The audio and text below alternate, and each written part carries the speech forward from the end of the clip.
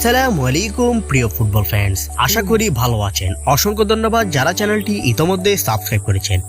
যারা এখনো চ্যানেলটি সাবস্ক্রাইব করেননি, বিশ্ব ফুটবল এবং ক্রিকেটের সকল খবর সবার আগে আপডেট পেতে আমাদের চ্যানেলটি এখনই সাবস্ক্রাইব করুন। দর্শক, আজকের খবরে আমরা আপনাদেরকে জানাবো কোপা আমেরিকা 2024 ব্রাজিলের স্কোয়াড। ব্রাজিল ঘোষণা করেছে 2024 সালের কোপা আমেরিকা স্কোয়াড। কারা কারা জায়গা পেল মেন একাদশে তা নিয়ে বিস্তারিত থাকছে আজকের ভিডিওটি একটু স্কিপ না করে দেখতে থাকুন পুরো ভিডিওটি। গোলরক্ষক। দর্শক, আপনারা নিশ্চয় জানেন যে কোনো দলের জয়ে পাওয়ার জন্য গুরুত্বপূর্ণ পজিশন হলো গোলরক্ষক। আর এই গোলরক্ষকে ব্রাজিলের অটোসহিস গোলরক্ষক হলো অ্যালিসন বেকার।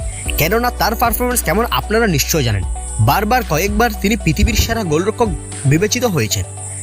এর পরের চয়েসে রয়েছেন এডারসন মোবায়েস, বেন্টো ম্যাথিউ।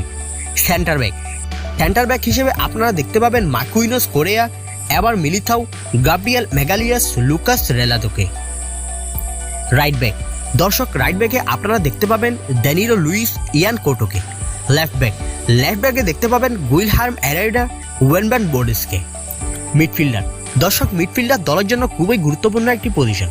মিডফিল্ডে থাকবে Bruno Guimaraes, Joao Gomes, Douglas Luiz, Andreas Pereira, Lucas Paqueta. Right উইঙ্গারে থাকবেন Savio Moreira, Raphinha Dias, Rodrygo Goes. Left winger. দর্শক, লেফট উইঙ্গারে দেখতে পাবেন আপনারা ব্রাজিলের প্রাণবোমরা ভিনিসিয়াস জুনিয়রকে, গ্যাব্রিয়েল ম্যালটিয়েলকে। স্ট্রাইকার। দর্শক, দলের স্ট্রাইকার খুবই গুরুত্বপূর্ণ একটি পজিশন। মূলত স্ট্রাইকার থেকেই গোল পোস্টে বল নিয়ে যাওয়া হয়। স্ট্রাইকারে থাকবেন অ্যান্ড্রিক ফেলিপে, এভানিসন লিমা।